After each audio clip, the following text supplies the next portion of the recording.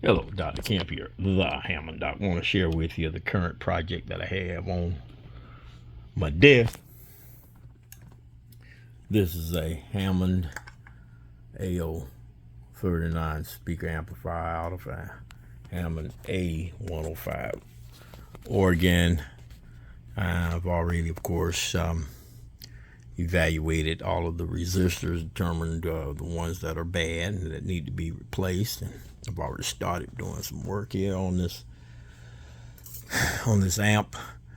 Let's see, I've replaced two electrolytic capacitors here. These were 100 microfarad at 25 volts. Here, let's see, here's the old one here. Looks like this.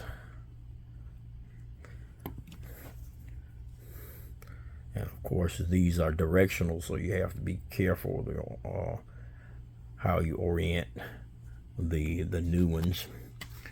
Yeah, this is the positive end, the negative end. Okay, and then this is a 2-watt, 100k ohm resistor. Let's see. Then we had a 220 ohm resistor that I replaced in there, as well as 180 ohm resistor. So that's what I've done so far. And so here are the three resistors that I've replaced. And so I got what I got: 1, 2, 3, 4, 5, 6, 7, 8, 9, 10 more resistors to replace. And once I do that, then I'll also change out the filter can cap there as well. I'll remove this one.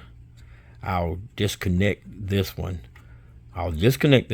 Remove the one here, and put one there that will take care of both of those filter cans. And then this amp will be ready to reinstall back into the client's organ. All right, so until the next video, Dr. Kemp here, the Hammond Doc. Just sharing with you what I'm on to today. What's going on in the shop. Till the next video. Peace out.